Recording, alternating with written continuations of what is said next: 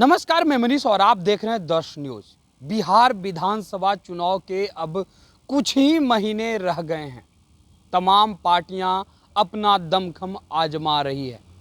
सभी पार्टियां जातियों को भी साधने में लगी हुई है, लेकिन क्षेत्रीय स्तर पर देखा जाए तो सभी नेता जो संभावित उम्मीदवार हैं वो अपने विधानसभा क्षेत्र में अपना दमखम आजमा रहे हैं। उम्मीदवारी जो है वो तय करवा पाने में सफल हो, ऐसा दमखम दिखाने में लगे हुए हैं। आपको बता दें, टिकारी विधानसभा की बात। टिकारी विधानसभा क्षेत्र कई मायनों में खास है, क्योंकि अगर बात की जाए तो जनता दल यूनाइटेड 2005 ईस्वी से लगातार चुनाव जो है यहाँ से जीतती आई है। यानी जनता दल यूनाइटेड के टिकट पर कोई भी कैंडिडेट खड़ा हो जाता था, उसका जीत जो है सुनिश्चित हो जाता था।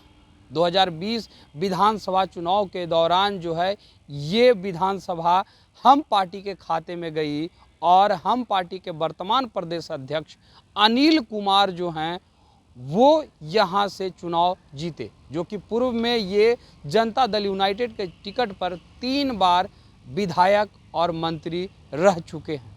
वर्तमान में भी मुकाबला काफ़ी कड़ा माना जा रहा है, क्योंकि अगर बात की जाए तो एक तरफ जहां वर्तमान में औरंगाबाद के सांसद अभय कुशवाहा की जाए तो वो 2015 विधानसभा चुनाव में जेडीयू के टिकट पर ही यहां से विधायक बने, लेकिन अभी वर्तमान में वो आरजेडी के टिकट पर लोकसभा चुनाव जीतकर वो आरजेडी से सांसद हैं। कुशवाहा जाति से ताल्लुक़ रखते हैं, लेकिन सबसे ज़्यादा हॉट टॉपिक इसलिए बना हुआ है कि आरजेडी वर्तमान में जो स्थानीय आरजेडी है उसमें आपस में ही खींचतान है।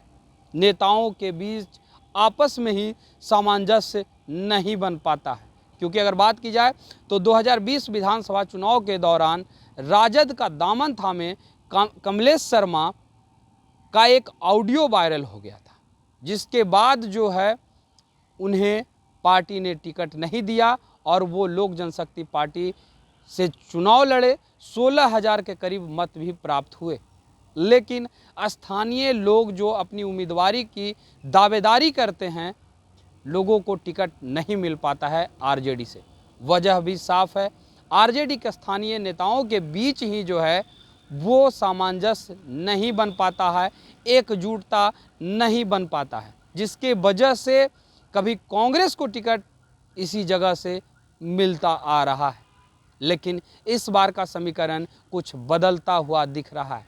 आपको बता दें कि 2014 में कैग के लिए काम किए हुए हैं, 2015 में आईपैक के लिए काम किए, 2016 में भी इन्होंने कई ऐसे योजनाओं के लिए कार्य किया है।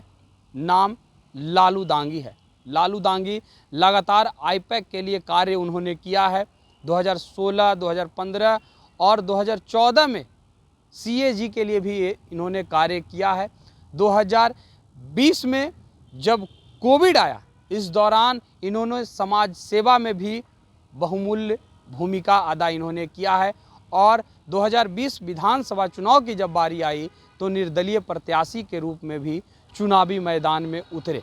लालू दांगी 2024 में वीआईपी पार्टी ज्वाइन किए, वीआईपी से जुड़े हुए हैं और वर्तमान में लगातार अगर देखा जाए तो क्षेत्र भ्रमण में लगे हुए हैं और संभावनाएं ये जताई जा रही है कि यदि वीआईपी को स्थानीय क्षेत्र यानी टिकारी से टिकट मिलता है तो सबसे प्रबल दावेदार अगर कोई होंगे तो वो लालू दांगी होंगे, क्योंकि अगर बात की जाए तो आरजेडी के आपस में ही स्थानीय नेताओं के बीच नहीं बनता है।